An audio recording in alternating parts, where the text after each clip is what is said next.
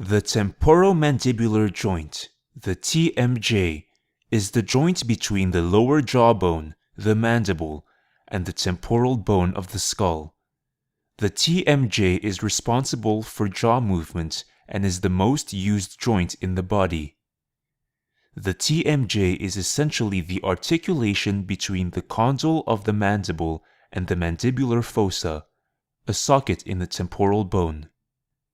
The unique feature of the TMJ is the articular disc, a flexible and elastic cartilage that serves as a cushion between the two bone surfaces. The disc lacks nerve endings and blood vessels in its center and therefore is insensitive to pain. Anteriorly, it attaches to lateral pterygoid muscle, a muscle of chewing. Posteriorly, it continues as retrodiscal tissue, fully supplied with blood vessels and nerves. The mandible is the only bone that moves when the mouth opens. The first 20 mm opening involves only a rotational movement of the condyle within the socket. For the mouth to open wider, the condyle and the disc have to move out of the socket, forward and down the articular eminence, a convex bone surface located anteriorly to the socket. This movement is called translation. The most common disorder of the TMJ is disc displacement, and in most of the cases, the disc is dislocated anteriorly. As the disc moves forward, the retrodiscal tissue is pulled in between the two bones.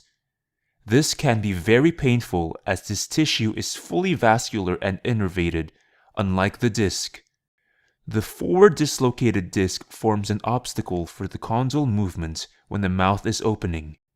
In order to fully open the jaw, the condyle has to jump over the back end of the disc and onto its center. This produces a clicking or popping sound. Upon closing, the condyle slides back out of the disc, hence another click or pop.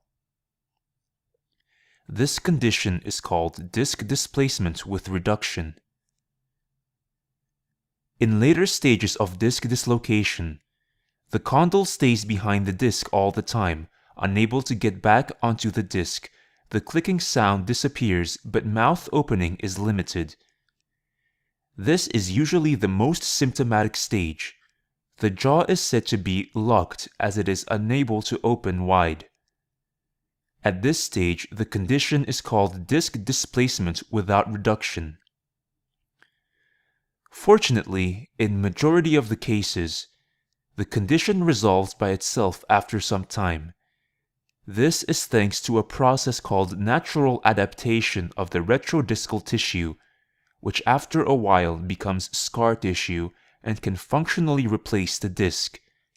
In fact, it becomes so similar to the disc that it is called a pseudodisc.